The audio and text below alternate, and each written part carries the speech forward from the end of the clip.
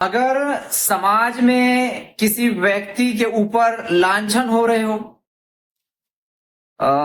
उसके करतूत की वजह से, चाल ढाल की वजह से, बोलचाल की वजह से लोग गंभीर आरोप लगा रहे हो, है ना? तो ऐसे व्यक्ति से इंटरव्यू करके, है ना, बातचीत करके एक पत्रकार अगर समाज के सामने सच्चाई रखता है कि ये आरोप झूठे हैं, गलत है, जो इस तरह के 4, 5, 10 गंभीर अलग अलग तरह के आरोप किसी व्यक्ति के ऊपर अगर लग रहे हैं, तो इंसाफ यह कहता है कि उस व्यक्ति से बात की जाए, आमने सामने बात की जाए। उस व्यक्ति ने भी चैलेंज किया कि अगर मैंने किसी माँ बहन के साथ छेड़छाड़ की तो उसको सामने लेकर आ जाए। तो उस व्यक्ति से फोन पर इंटरव्यू कर कर एक निष्पक्ष और इंसाफ वाली बातमी प्रकाशित करना कि ये 8, 10 जो गलत जो आरोप लग रहे हैं, गंभीर आरोप लग रहे हैं, इसके बारे में उस व्यक्ति से चर्चा करने के बाद ये पता चला कि ये आरोप झूठे हैं। उस व्यक्ति ने जो है तो सभी आरोपों का खंडन कर दिया है ना? लोग जो है तो किसी भी तरह की जो गलत गलत अफवाहें उड़ा रहे हैं, बच्चा बच्चा कुछ गलत आरोप लगा रहा है, तो इसमें कोई सच्चाई नहीं है। तो इस तरह की खबर प्रकाशित करना कौन सा अपराध है?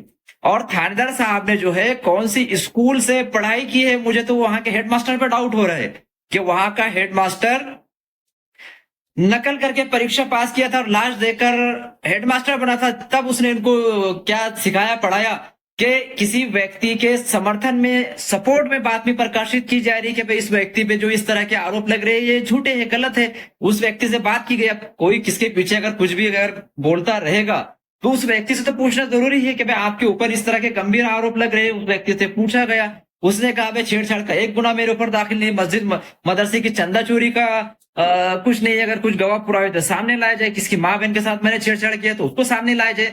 तो जब इस तरह का पक्ष व्यक्ति का रखा जा रहा है कि वो अपने आप की सफाई देने को तैयार है, जो आरोप उस व्यक्ति के ऊपर लग रहे हैं वो बेबुनियाद है, तो इस जैसे समाज के अंदर कुछ अफवाह अगर फैल जाए, कुछ आरोप फैल जाए और कोई पत्रकार जो है अपना फर्ज निभाए, उन आरोपों के बारे में उस व्यक्ति से जिसके ऊपर आरोप लग रहे हैं चर्चा करे और उसका पक्ष जनता के सामने रखे कि ये जो भी आरोप लग रहे हैं झूठे, बेबुनियाद है, इसका कोई सबूत नहीं है, तो इस तरह की बातमी प्रकाशित करना क्या अपराध है?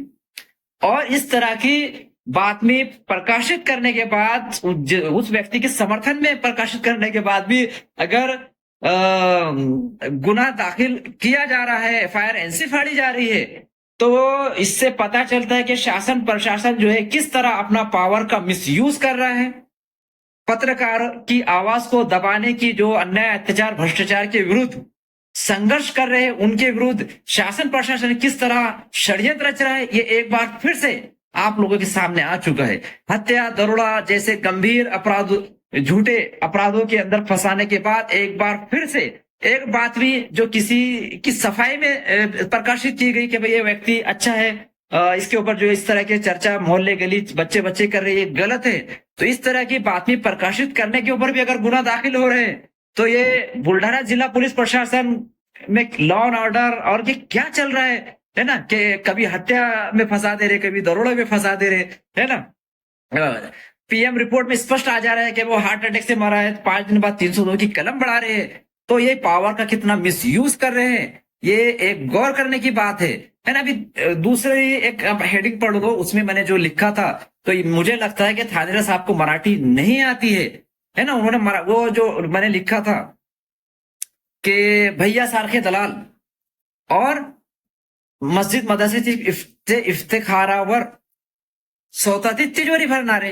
तो मैं ये कहता हूं कि भाई आपको अगर मराठी नहीं आती है तो गूगल ट्रांसलेट जिंदाबाद, ये वाक्य जो है गूगल में डालो, आपको जो भाषा आती है वो भाषा में इसका अर्थ निकाल कर आप पढ़ लो, समझ लो। अंग्रेजी, हिंदी, जो भाषा में इसका अर्थ निकालते हैं पढ़ो। ये किसी व्यक्ति का इसमें मैंने नाम तो नहीं लिया हूं, है ना?